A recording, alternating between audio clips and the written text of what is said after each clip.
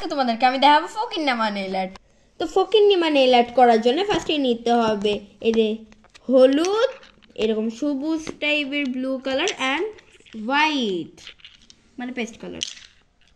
এবার ফকিন্নিমা নেল আর্টের শুরুতেই আমরা পেস্ট কালারটা পুরো ইসে মেখে নেব। তো এরকম সুন্দর করে ফকিন্নিমা করেই দিতে হবে, একদম সুন্দর করে দেওয়া যাবে না, একদম ফকিন্নিমা করেই দিতে হবে, একদম এরকম।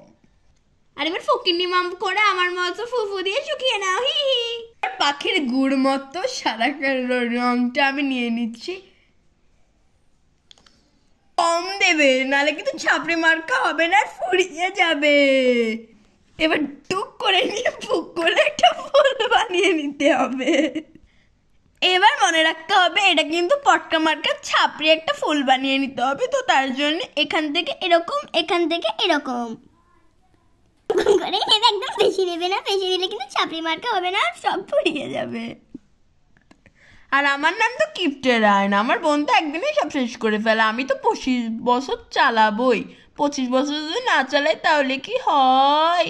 আমার বোন তো টাকা শ্রাদ্ধ করে খায়। আর এই যে আমার পটকা মার্কা ছাপড়ি ফুল রেডি হয়ে যাচ্ছে, তোমরা ভালো করে দেখে নাও।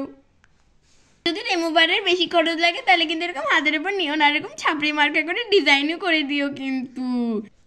আজকে যে নেল আর্টটা করলাম এটার নাম একটু পাখির গতি এঁকে দিলাম, কিন্তু এবার ফাইনাল টাচ বাকি আছে।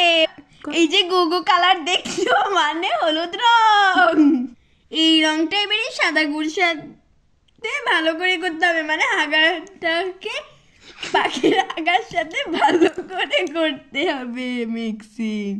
আর মেশানোর সময় খেয়াল রেখো যাতে পাখির গুড়টা সাথে ভালো করে মেশে। আর এই যে আমার তৈরি হয়ে গেছে ছাপড়ি মার্কা একটা কালার, যেটাকে এর মাঝে বসিয়ে দিতে হবে, আর এদিক দিয়ে একটু ডিজাইন করে দিতে হবে।